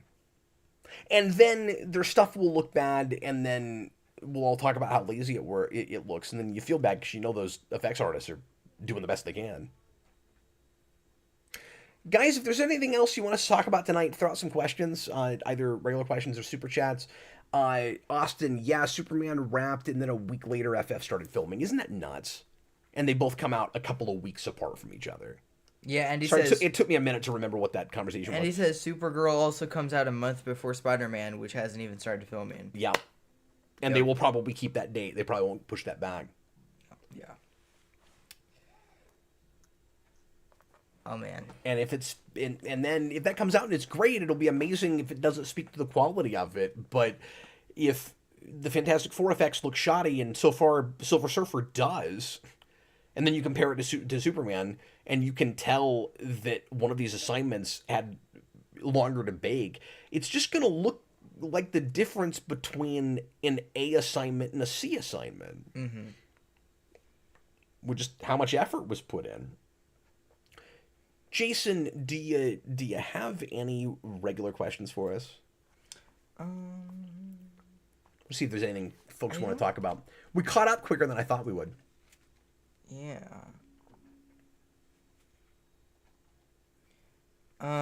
Thomas Lowe, anybody here got to see the Schumacher cut of Batman Forever? Did you hear about that? I mean, it hasn't been released to the public. Yeah, I I'm not think sure. it just did. I don't know. Where? I know it was released in a theater. I don't know if it was... Okay, he'll have to elaborate on that. Because I know there was a cut, but I didn't think it was released publicly. Yeah, I knew there was a cut, but I think we just... Was it leaked? Was it... Yeah, can you give us some more context? I don't know anything about this. Yeah. More recently. We talked about this a few months ago, but I don't know any updates on it.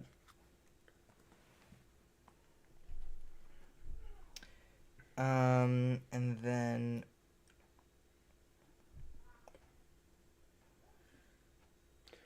The streaming service formerly known as HBO Max.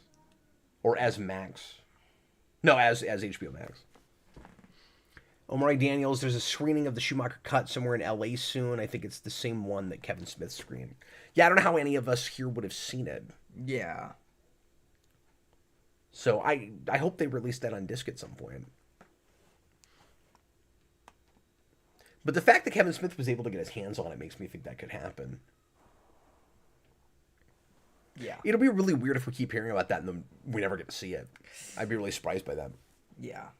With how many of these things have actually gotten released. And I don't think there's like a lot of effects that need to get finished or anything like that.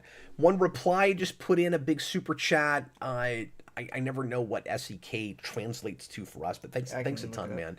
It's well with what the previous total was, it's about $12, I think. But he says, I just want to win the review, LOL. Thanks, One Reply. Appreciate you, buddy. So start thinking about what you want us to review if you end up winning. And for everybody else, we're going to go another 15 minutes, so you still have a chance to beat him if you're so inclined. And you can ask us about anything you want to, along with your super chat within reason. And we'll get more fun, geeky discussion going here. Once again, Jason and I are going to do another special request within the next few weeks. And the top super chatter tonight will get to pick who does that. And it's cumulative. So you can put in... cumulative is what I meant to say. So you can put in multiple super chats and we'll tally them all up. The currency is Swedish crowns, by the way. Yeah. Cool, because I don't think I've seen that from anybody but you. Awesome, what are you going to pick? He wants to know right away. Austin wants to know so he can see if it's something he hates. He'll be excited he doesn't actually have to do it this time. Yeah, right now he is winning. I had to look it up because... If I were a streaming service right now, the first thing I would do is change my name to put Max in it. Captain Logan Max. Just a Geekvolution Max. Max. Just to make Zaslav have that split second where he goes, crap, we shouldn't have changed it. We had the monopoly on Max. Oh my gosh. We need to change it. We need to change our channel name right now to Geekvolution Max. Yes, we should do that. Yeah. Geekvolution Max live. We have anything else you think we ought to talk about right now, or should we just go ahead and go to rants and see what else comes up? Just go ahead to rants. Let's do it. So, do you want to go first or second this time? Jason and I each have exciting rants. we're gonna complain about things. I could have made the HBO Max thing my rant, but it was breaking news. Breaking news. So I didn't want to turn it into a rant. This thing is weird.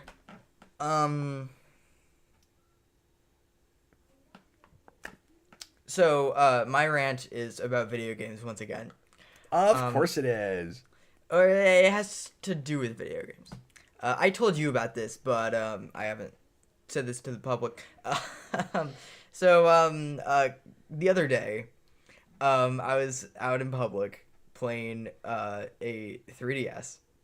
Oh yeah, you told me about that. So I was playing my new Nintendo 3DS XL. And by new, he means he just procured it. Got. Yep. But it's a new. So I'm playing Pokemon, right? Or no, I was playing Smash, and this girl comes up to me and goes, "What happened to your phone?" And I just died inside. I went, "No, that hurt." My rant is, how am I 15 and I already feel that old? And why can't we? Why can't more people show their kids things from at least 10 years ago? Like, at least. Because you feel like not more, there's because cool it's stuff like, that people are missing out that on. wasn't even that long ago. That was the 3DS. Is it just that technology changes too quickly, or is it that we live in the moment too much? I think that we're just buying whatever we're currently told to buy. Like, is that your complaint? Yeah, I think that's really what it is. I mean, yeah.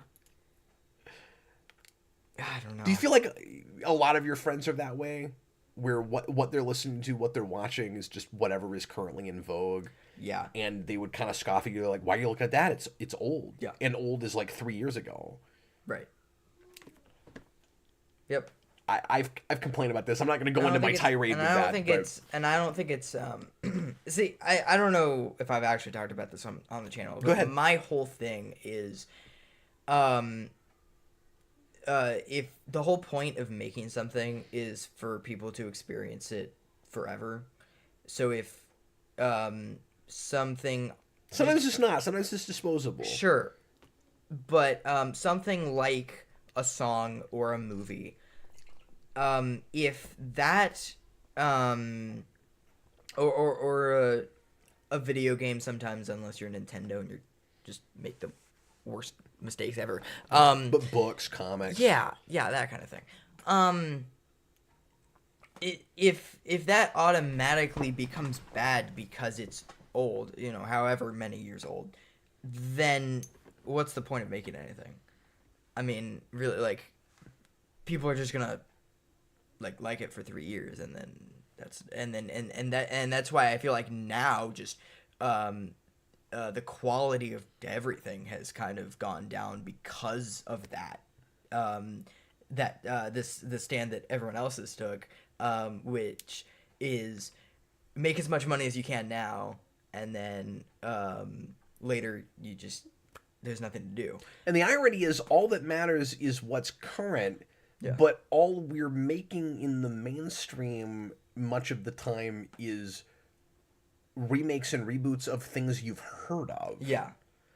So we keep going backwards, but with the mentality that all that's important is today. Yeah, and it's really backwards. While we keep watering those things down where you wouldn't want the thing you're looking at now to be the only one you looked at, because you wouldn't even appreciate what the point of it originally was. Because there are exceptions to this, of course, and I'm speaking in generalities, but someone will look at you watching Ghostbusters and be like, "Oh, that's a really old movie. Why are you watching that?" Remember that really old movie, Empire Strikes Back? Yeah, and then they'll go to the theater to go watch Frozen Empire. It's like, okay.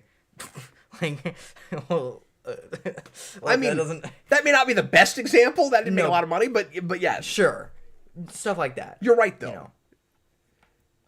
And No Way Home or whatever. I'm gonna try not to soapbox on this too long, but this drives me nuts, and I think about it a lot. How do people not realize that they're letting themselves be controlled by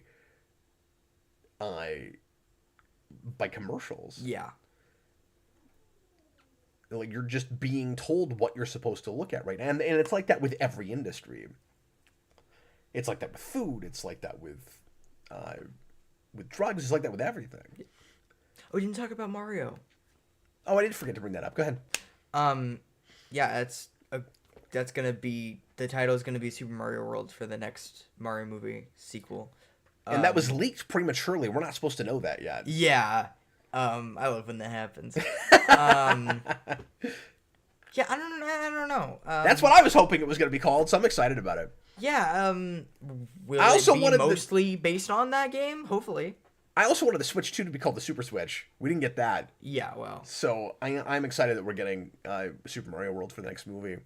I would assume, Jason, that it's going to be another hodgepodge like the last one of just every Mario thing they can throw in it.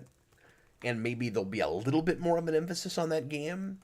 But I think it's likely that it'll be more just we're exploring a lot more of the Mushroom Kingdom. Mm-hmm. Yeah.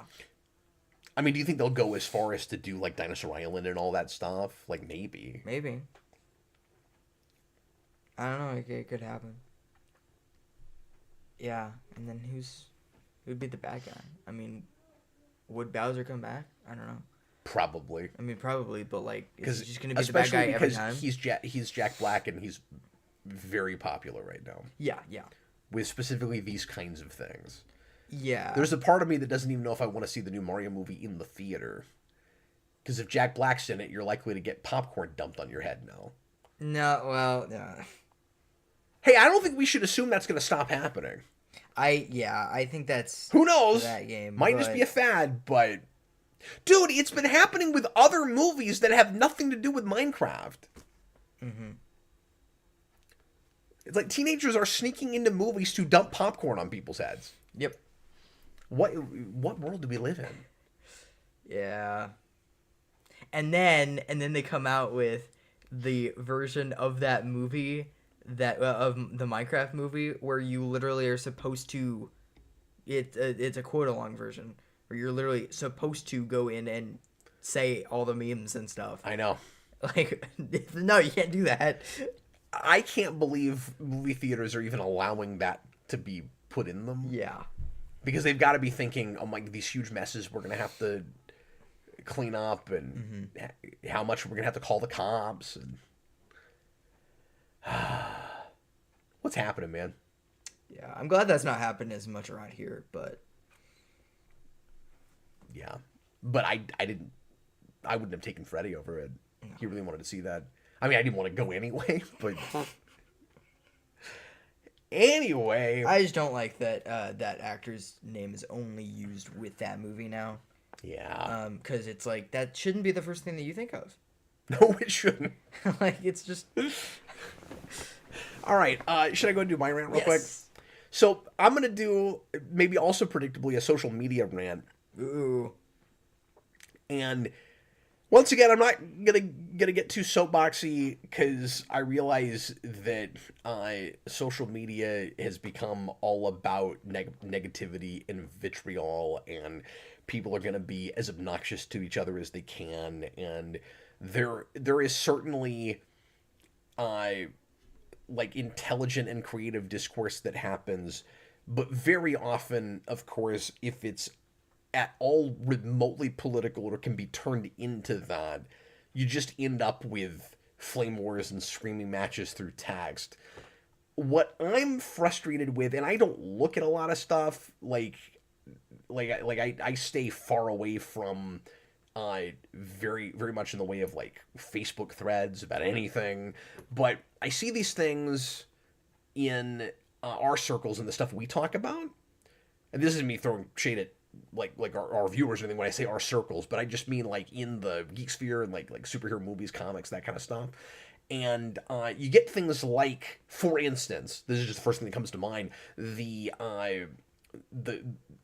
Superman trailer and anybody talking about Gun Superman, and the Snyder Bros or whatever you want to call them that get that think the suit's stupid and that are upset that their boy's not coming back, etc., etc. And I'm seeing in threads like that and I'm sure you've noticed this, it's happening more and more, the sarcastic laughing face emoji weaponized. Just absolutely weaponized. What is this? Which sarcastic one? The one where his eyes are like this? Yeah, just like the one with like the lines are the X's and he's like laughing. He's like this. He's got like the big wide laugh. So if people don't agree with especially, well, I guess it goes by either way. I was gonna say, especially if you're praising something that people think is stupid. So if you go, I'm really excited about the Gunn Superman movie. I think it looks really good. And somebody next to that will use that emoji because they're laughing at you. And it used to be that I usually only saw that, and I only saw that to be like, you said something funny. I'm laughing now. The thing you said is funny. Mm-hmm. But now it's been weaponized. Yeah. Okay, great. That's the one. Yes. Mm-hmm. That's the one. And that face like that emoji, now actually very often means you're an idiot for liking that. Or you're an idiot for not liking the thing that I like. Yeah. And obviously I hate the vitriol thing in general. I almost would prefer the angry face. Yeah. It almost feels more honest. If it's like, I'm mad at you because you don't agree with me. The swearing face. And, yeah. And like, I don't like that either because it'd be nice if we could just have civilized discourse and go, okay, we don't agree, but let's talk out what we're talking about and see where another person is coming from, because it's interesting when we don't disagree. Maybe we'll learn something. Yeah. And obviously on the internet, people don't tend to think that way, and that's annoying. But worse is just weaponizing something that looks totally harmless and wholesome to me, that like I used to see used as just, ha, you said something that made me laugh. Mm-hmm. And now it's, haha, you stupid person. And I don't like that. Austin, I use them like funny, really funny, and hysterical. And he puts the emoji. Yeah, exactly. But I'm seeing that so much now. Yeah. To mean, haha, you idiot. And what's really annoying is when several people with on different sides of an aisle are all using it. Mm-hmm. So it's like every single response is, yeah, I love that corn sweatsuit. It looks great. Aha, you stupid. Nuh-uh, it's the worst thing ever. Haha, you stupid. Yeah, it's like, stop making a big joke out of everything. Yeah, I also, Hey, have you seen this? Are no, you with me on this rant? You're not with me on this rant. Wow. I have not seen that. I see it everywhere. I hate it. It drives me nuts. But I don't really like that emoji. I also have gotten too used to the They Might Be Giants Discord, because our laughing emoji is John Linnell laughing. So we use that under everything. And so when I see But does anybody ever use it for guy? Ah, you stupid person. No. For that, you use, I don't know what we use for that. But everybody seems really respectful in there. Right. Like, so far, I mean, sometimes these things fall apart. Hopefully it doesn't. But I mean, everyone respects each other in there. I mean, but you guys seem to have a really healthy kind of community. Yeah. See, even the face palm I don't mind as much. I don't know why the sarcastic laugh ticks me off, but it just does. I don't like it. Anyway. Yeah. Well, everybody, thanks a lot for watching. Emojis. Hope you enjoyed this evening's edition of the Captain Logan Show. Yeah. And we'll be back with you again next week. If we don't have a lot of news, we'll probably do the part 2 of our X-Men trailer reactions streams, because we need to get that knocked out at some point so that we can come back and do the Transformers one, because somebody requested Transformers. The super chat winner from that night. Mm-hmm. So we do need to keep on top of that. We'll come back and do that in lieu of a Captain Logan show on a night that we just it's kind of a slow news week. Yeah. But until tomorrow, oh, let me also mention my schedule has changed now because something came up for Austin this week. So Friday night, I might be streaming something late. I'm not sure yet, but Austin can't make it, so we're going to be doing the Rewind commentary on Batman Under the Red Hood actually tomorrow night now. We're going to do that sometime after 10 o'clock tomorrow night, as close to 10 as we can get it.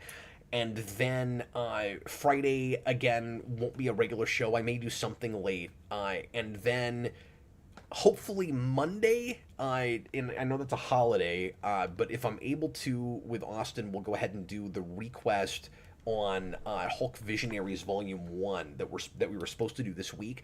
And if not, we'll work that in somewhere. And apologies to the requesters for having to push requests back a week last week when I did. And I was really hoping not to have to do that, or I didn't think I was going to have to do that this week. So hopefully we can do 2 requests next week. We're really going to try.